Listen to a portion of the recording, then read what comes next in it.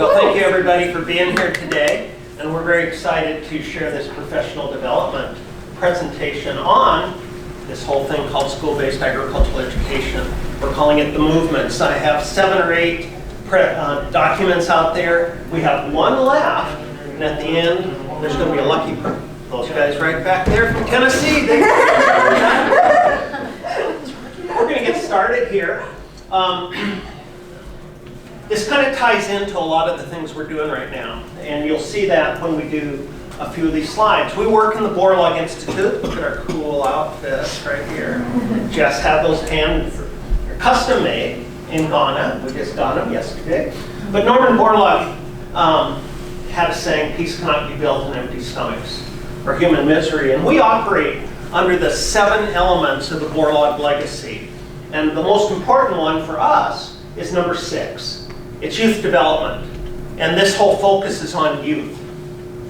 And then there's that one, act more, talk less. We're going to talk for a few minutes and then we'll have some questions.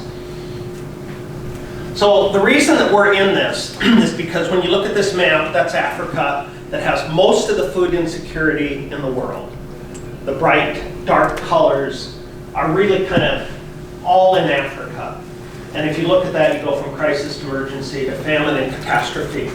And my philosophy, and actually it was 3 years ago this week, when Dr. Morano said, "Jack, we had a strategic planning event and they didn't have a regional director for Africa for about 2 or 3 years.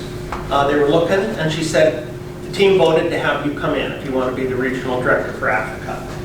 Now the one thing I didn't do is I didn't ask many questions. And I said, "That sounds great. I want to do that." So after about a day on the job, I realized I had one person on my team, Maud Ramadizzi. And so started putting together a plan to get more people, more individuals, more team members.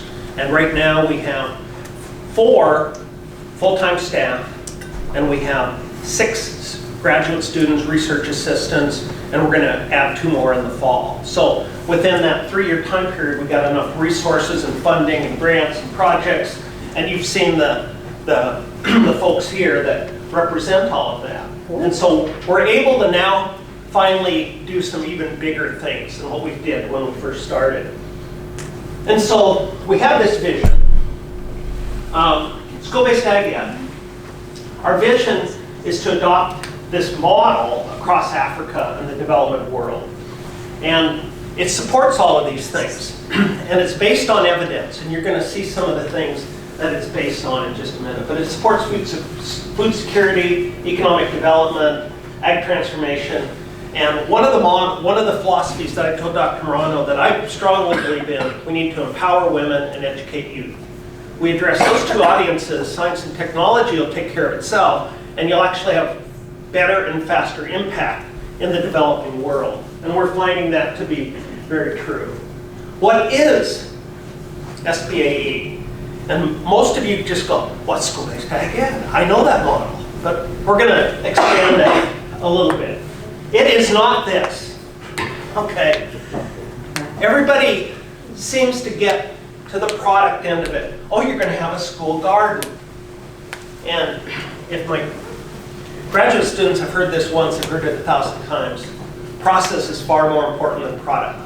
You have a good process, the product will take care of itself. And the product, in many of these things, and Jess talked a little bit more about that, are the school gardens, and that's what the people see. But it's the process to get there that's absolutely critically important. It starts back with good old Rufus Stimson. And raise your hand if you've heard the Rufus Stimson story. I know my team has, I know. He was the president of Connecticut Agricultural College, which is now UConn. He stepped down from being president of a university. Think about that today. To be an ag teacher, to test his theory of education.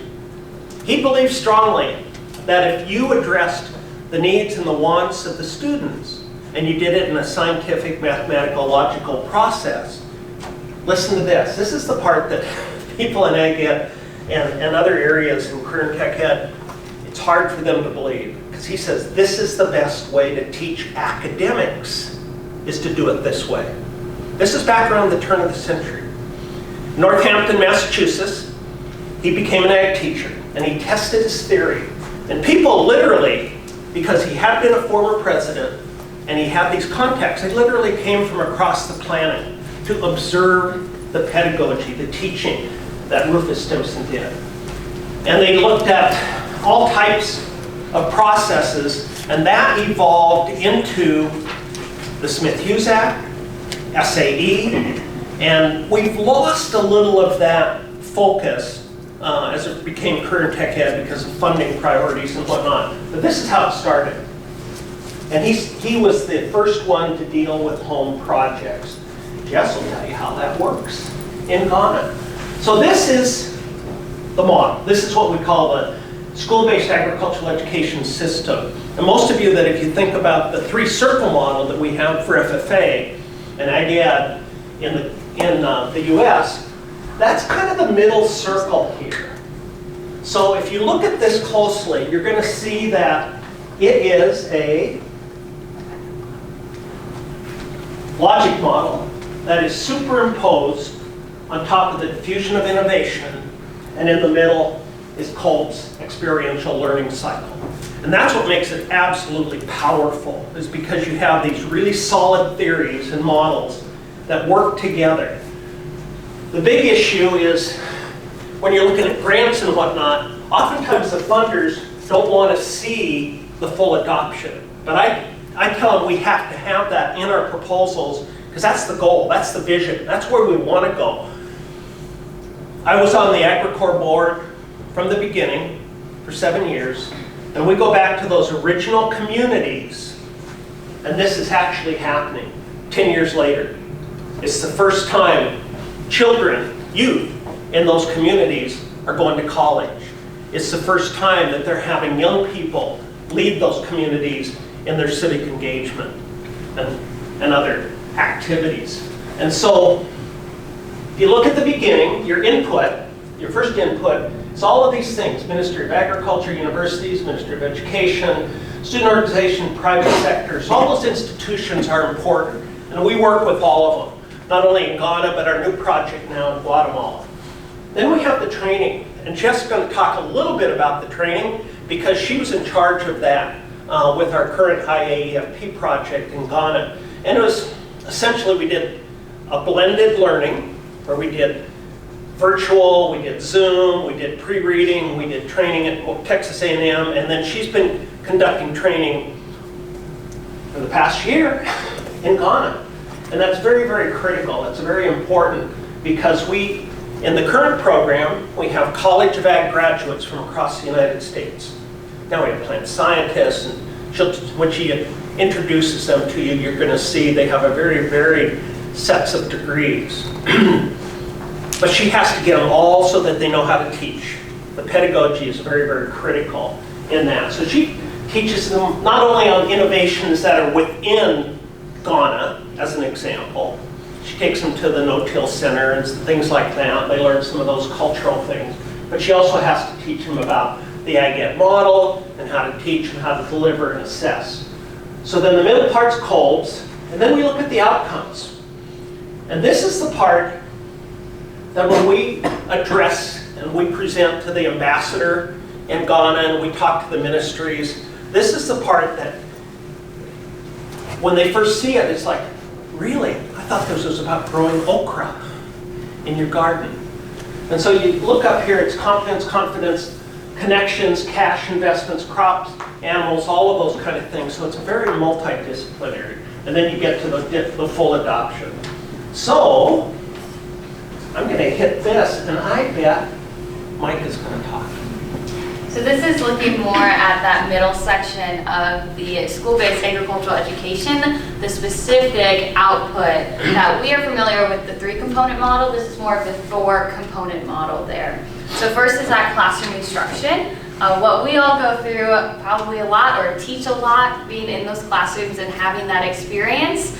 But then it goes into those out of classroom with that school demonstration farm Although this could be a school garden and some sort of aspect of students having those hands-on experiential learning experiences, they then can take that into their home entrepreneurship project with an advisor helping them along the way, similar to what we would call in the United States the supervised agricultural education experience. And then leadership development. This includes being a part of organizations such as 4-H Ghana to gain those leadership skills. A lot of times if you would go into a 4-H Ghana classroom, you'll hear the words learn, earn, and go green. That's their 4-H motto. Let's try that here. Okay, everybody. Okay, they always say 4-H, what is our motto? And then we respond with learn, earn, and go green. That's pretty good. We'll try it again in a minute. Sorry. And then that's one of the, interesting little side note, that's one of the callbacks they do when trying to gain students' attention. They'll say 4-H, and then students will respond with learn, earn, and go green. And so it's really instilled in the students that leadership development and being part of that student organization. So that's essentially the 4-component model of agricultural education. And we can see that that's concrete in Kolb's experiential learning model. They go through those concrete experiences in all 4 of those components, whether they're in the classroom, with their home entrepreneurship project, or with their school garden or school farm. And so they're able to then have that reflective observation, have that conceptualization, actively experiment on their own with their home entrepreneurship project, and go back to those concrete experiences. So that's built into the school-based agricultural education middle part.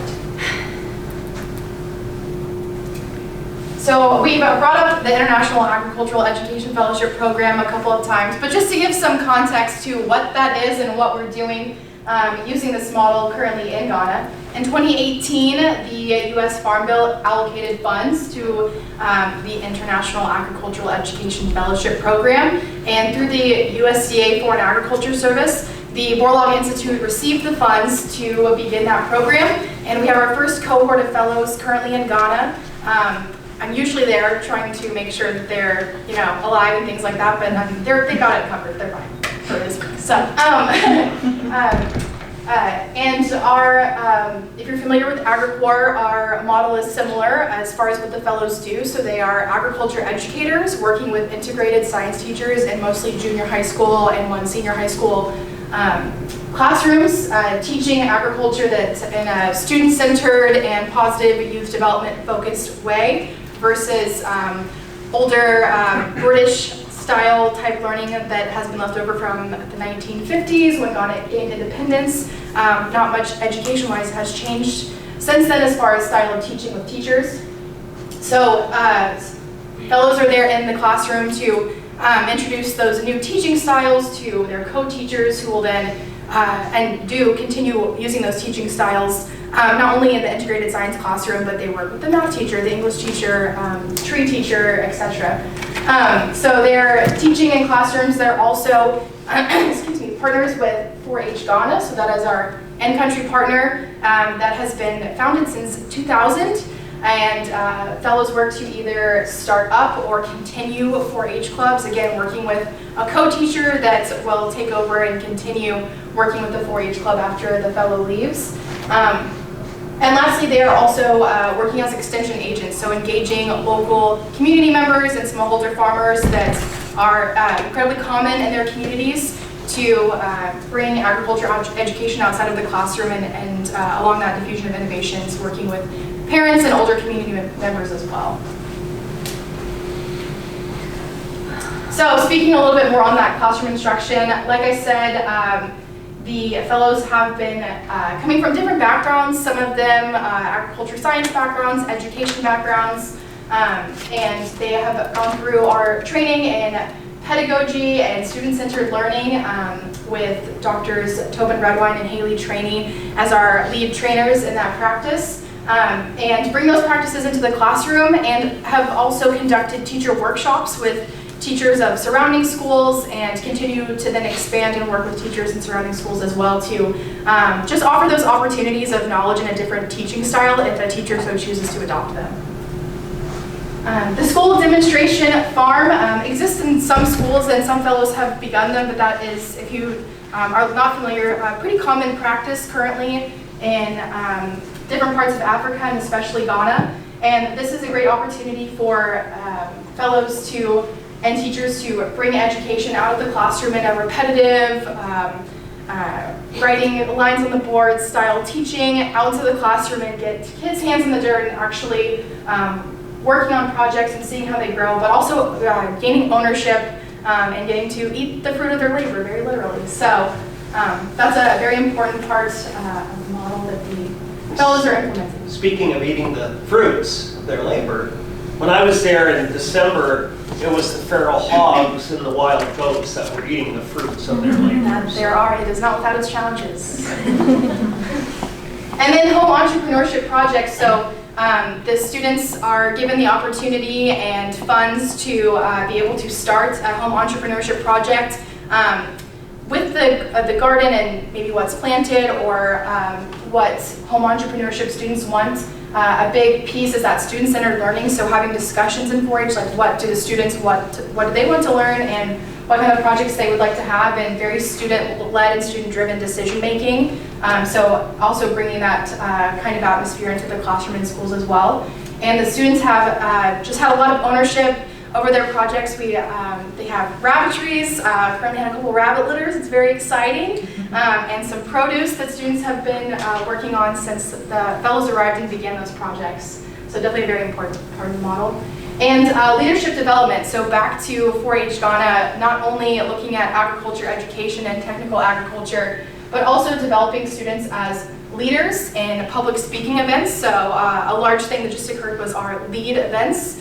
Each fellow worked with not only their school, but they engaged several other schools in their community and worked with co-teachers to introduce them to the agricultural creed and parliamentary procedure, and they conducted an agriculture quiz. And so those were the topics of the contests within the LEAD contests. And it was wonderful to see, but those skills of public speaking, especially with walking into the classroom the first month I was there and seeing students barely want to tell me hi to saying the creed with passion and thoroughly answering the questions about the creed was incredible to see, and incredible to see their growth. So a very important component to set a good foundation beneath all of that knowledge when it comes to entrepreneurial leadership skills outside the classroom. So before we get off this slide was actually taken in 2016, and she just said that this was written into the Farm Bill in 2018. Well, in 2016, the reason I took this slide, this photo, was because we had a congressional delegation that went to Ghana, and that was the genesis for getting it into the Farm Bill. Then it took 2 years of writing and politics and all these other kind of things on the Hill to get it into the Farm Bill. And so these things sometimes take time, and this was part of the influence of working very directly with AgriCorps and being on the AgriCorps board. And we took the director of 4-H with us, the director of at that time, he was on the Conflict and Development Center Institute, and several other dignitaries, and met with the representatives. The 3 representatives were part of the congressional delegation, the ambassadors, all of the alphabet soup group. And when they saw this opening ceremony, we knew that within a year or two, it took 2, that the funding would happen. They were just absolutely blown away by the students doing this and other leadership activities. So I did some theories earlier. I'm going to just walk you through this one a little bit too, because this is what really, for me, is one of the most powerful things about this model. So you can see over in the far left column, I put delivery efforts. And there's career and tech ed. Other things that you might know about, domains of learning, 7 habits of highly effective people, it goes all the way down to academic classes. And you can see the 3 columns to the right of that. All of them should have content, application, and motivation. So let's just take a look at what happens here. So there's content, application, and motivation. And there's where SBAE is located. Anybody that knows agricultural education in the US, you know it's part of career and technical education. We have things like, and we know in many, many academic classes, there might be a little application, a little motivation, but mostly it's content being delivered. And so The other part of this, as we go across the table, so we have learning styles also, where we can address the auditory, the kinesthetic, and the visual learners within this model. And we have found that to be very powerful in the developing world. And so I like this model, especially when you look down at the national governors. Even those guys figured out, well, we have to have rigor. It also has to be relevant. And then it has to have a relationship. Because that's when the learning happens, when all three of these things are put together.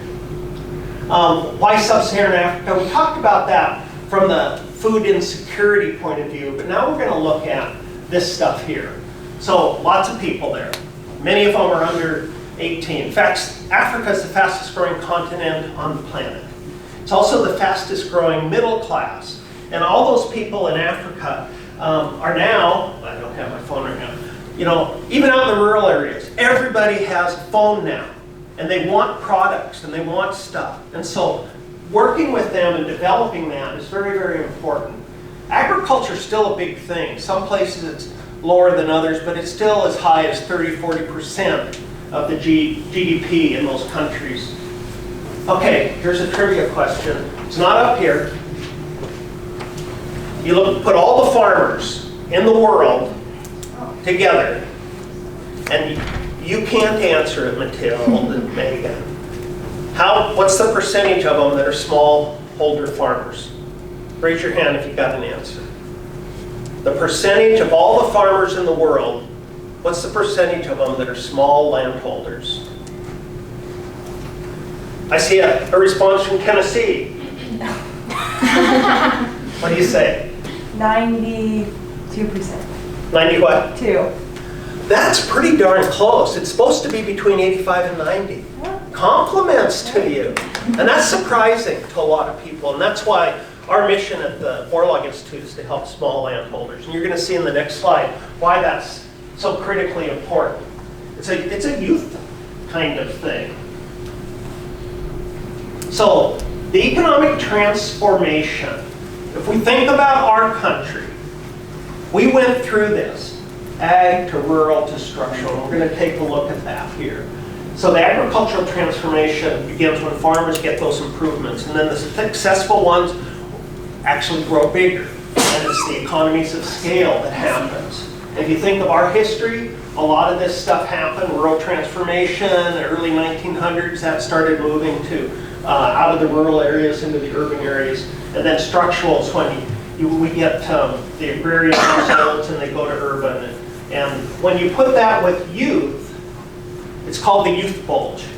So you have agricultural transformation going from these small landholders, getting bigger, better, stronger. We have all kinds of activities. Anna's working with a group in Uganda that works with 15,000 of these small landholders, and they have 30,000 hectares, so that all of a sudden you have economies of scale, and they can do better and more things, better prices, both buying and selling.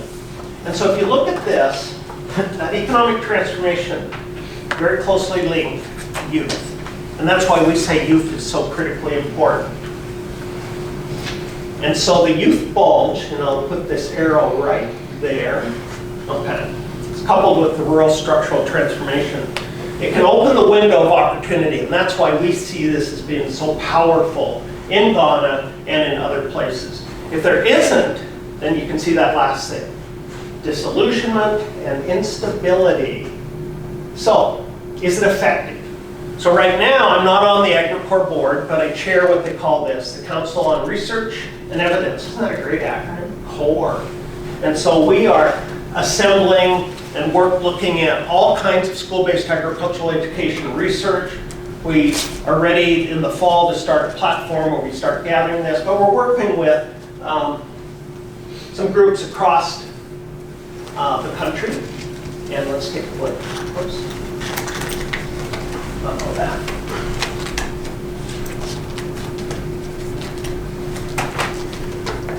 Just a second. Okay, so here's 4 pieces of evidence. So we have the IAP in Ghana, and we probably didn't introduce Meikah correctly because she is assisting on the monitoring and evaluation. She just spent 3 months in Ghana working on one of our logic models. We have 2 logic models that we use to evaluate the program. So Mike has been there for 3 months, helping Jess, and Jess is wrapping things up by June. Number 2, AgriCorps in Liberia. This is something that AgriCorps is working with Northwestern on. 200 schools in a random control trial that they've been working on for about 2 or 3 years. And they're getting to the phase where they're doing the final data collection and Field of Hope. And Jess may address that a little bit, but that's looking at evaluating those kind of adoption patterns. And then now AgriCorps in Ghana, and that's the study that Meikah reported on earlier today, was looking at that, looking at the past fellows there. So, the other thing that I always think is very important, and our Africa team gets excited when I say, how does this fit into the bigger picture? What fits? And so in this particular case, there's the Comprehensive Africa Agriculture Development Program, the Malabo Declaration, and Agenda 2063 and Feed Africa Strategy. These are the kind of things that we tie into when we're talking to the ministries of education and agriculture and other places to say, we listen, this is how this program fits into these documents, these strategies that you guys have, that you are operating under. And we work closely with the African Union and others. So now, so I spoke a little bit earlier more broadly about that 4-component model and how the fellows are fitting into it. But I'm excited to kind of go through one by one what each fellow is currently doing on the ground with their current efforts in the country. So starting off with. And those are all our partners on the left side, all those things. So. This was we presented to the ambassador for the U.S. ambassador for Ghana in December. So this is from that event. And in this picture, we have 4-H Ghana, we have Peace Corps, we have Ministry of Education, Ghana, an FAO attaché. Service, yes.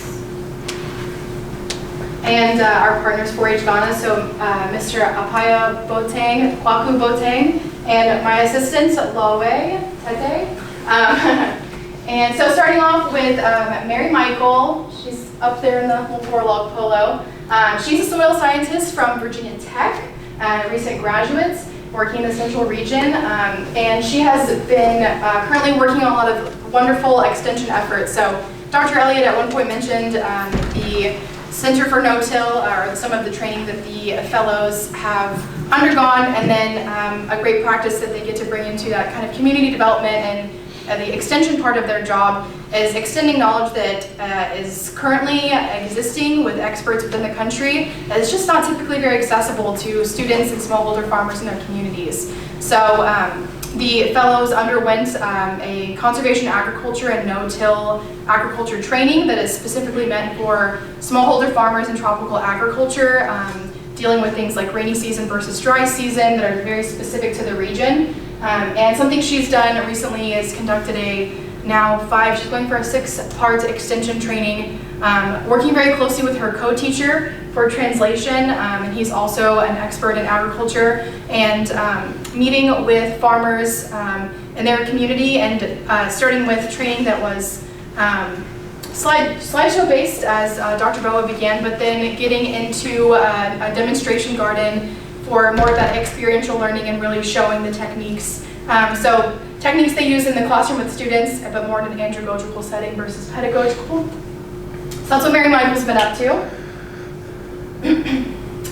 And then Sherry Ray is a fellow at a senior high school, so she's got quite a few students. They're the Evergreen 4-H club, and she is currently working on, her situation's a little different, so she's in that senior high school. She has over 2,500 students, which is quite a different situation than some of the other fellows who have 100 students and work with a couple small schools.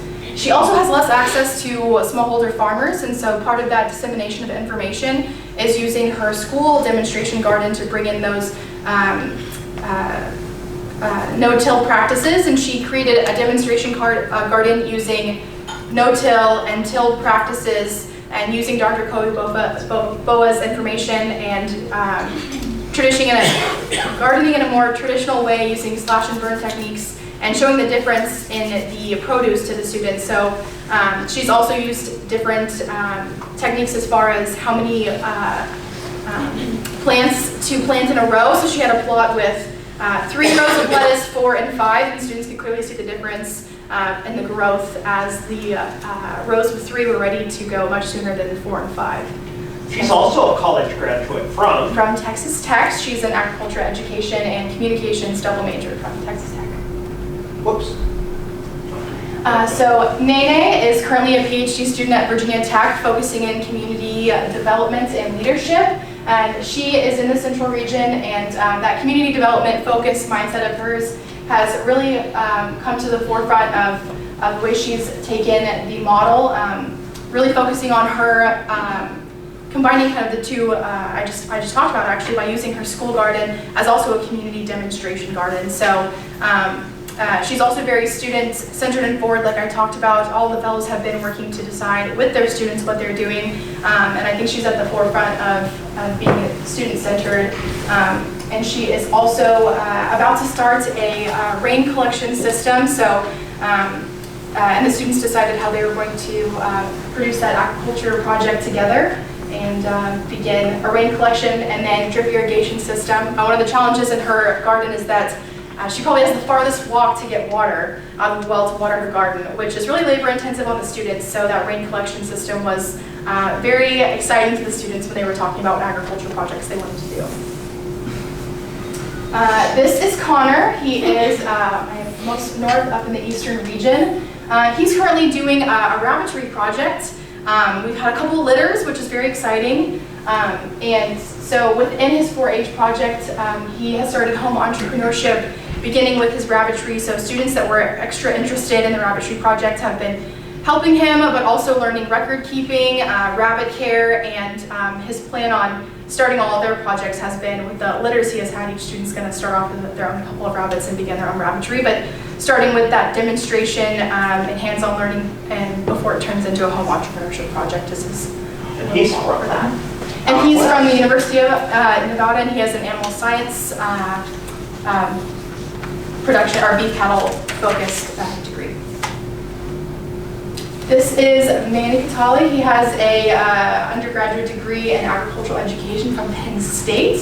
He's also out in the Central region, and something really unique he's doing with his garden. A lot of fellows and their students have decided to sell produce from their garden, but his students were growing things like cucumbers and okra, cucumbers especially. The students, a lot of them hadn't eaten cucumbers before when they decided they wanted to grow that, and so they have decided that they want to bring home their fruits and vegetables from the garden for home consumption.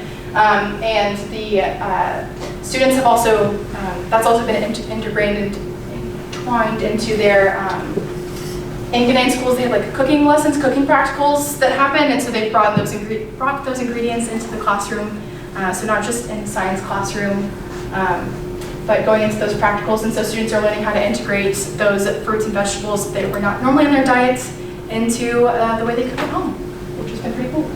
And he also, go ahead. Very proudly, his students won the parliamentary procedure competition at the National League contest, so they were very proud to bring home that award. And you won't believe this, but some of the students from the Borlaug Institute who are here can attest, when I was that age, I also had that kind of hair.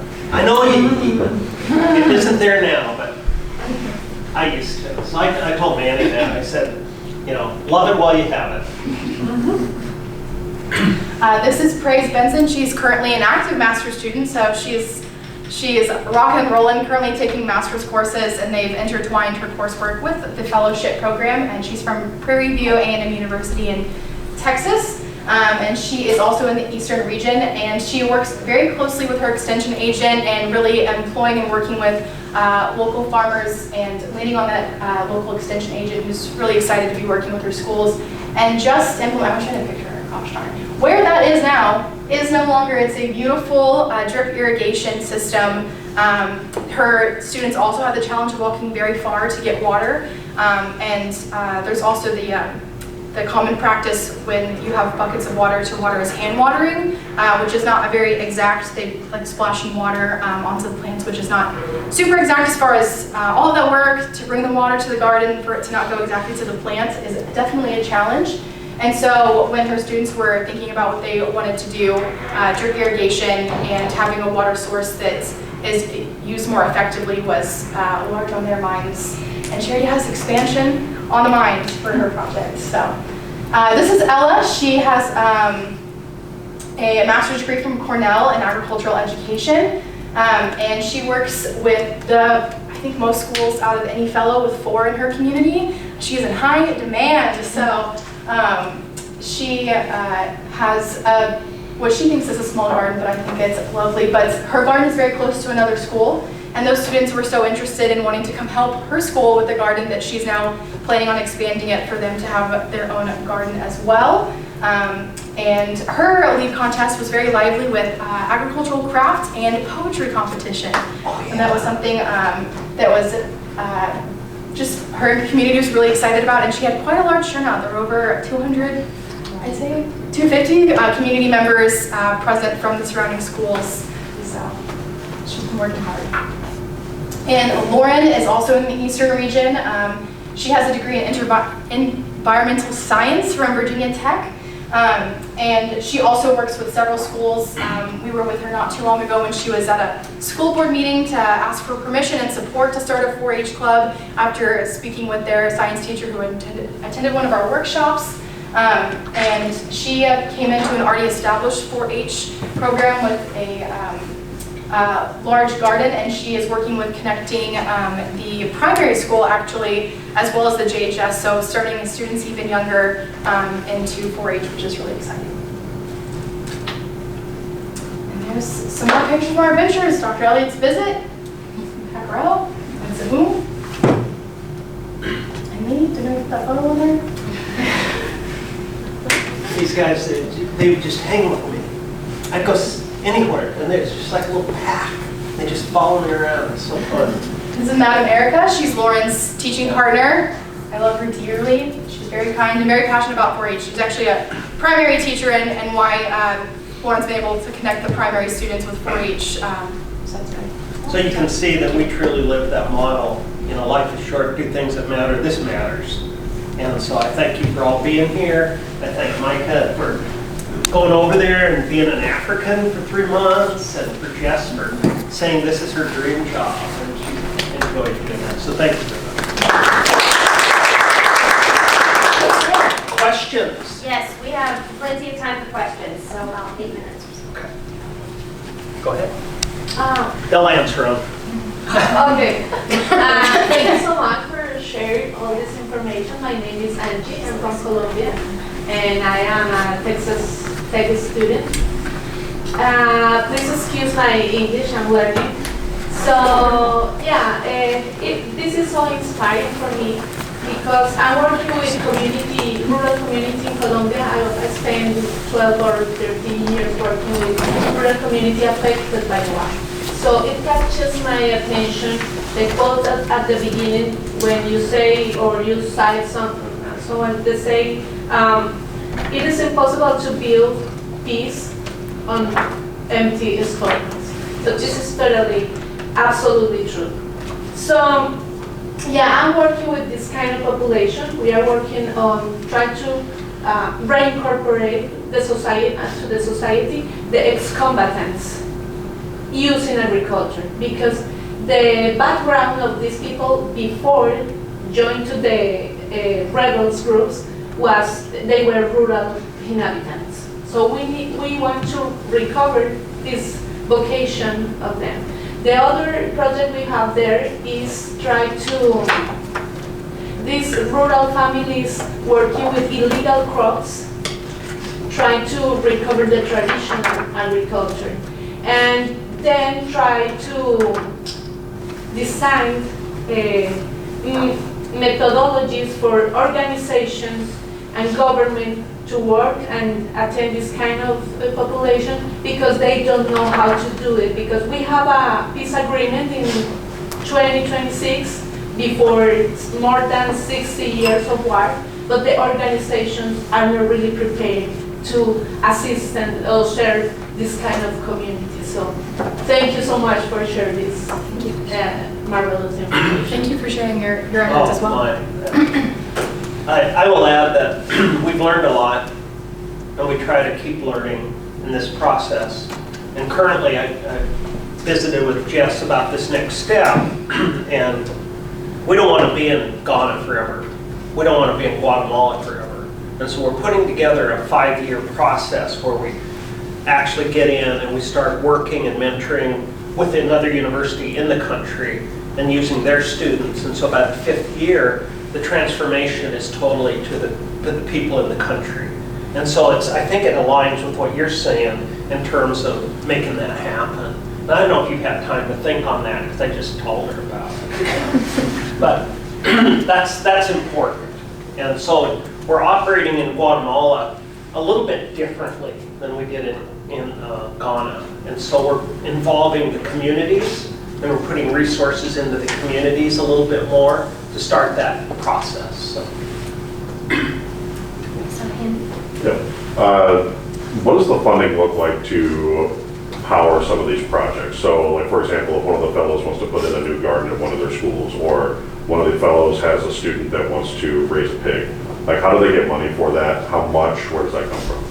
Always the question.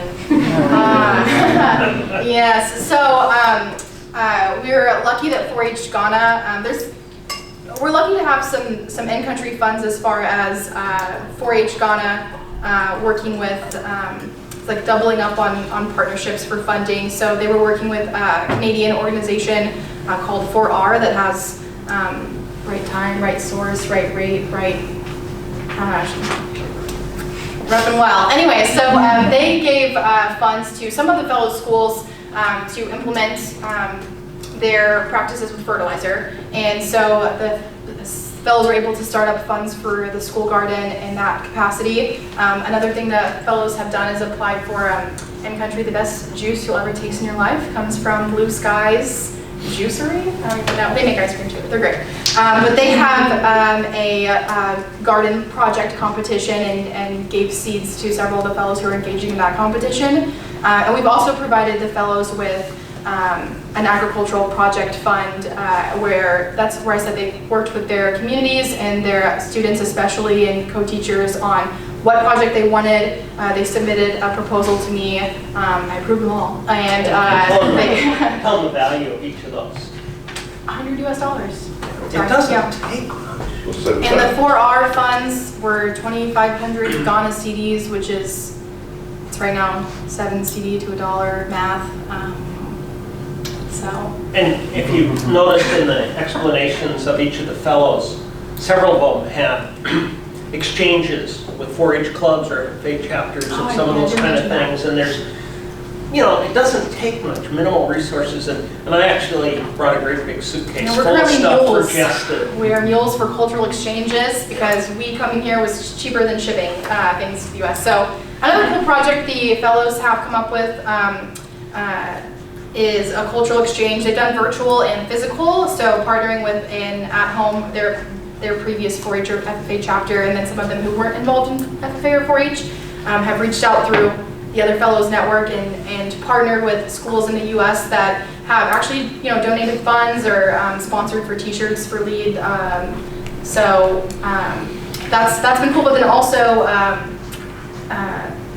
some of the exchanges have been like crafts that the Ghanaian students have made and a letter and then exchanged with materials from a 4-H or FFA chapter in the US. So that's been another great part of that leadership development and bringing in a bit of culture and experience is pretty unique for the students. But that is pretty much free because Dr. Elliott and I lugged it around in our suitcases. So.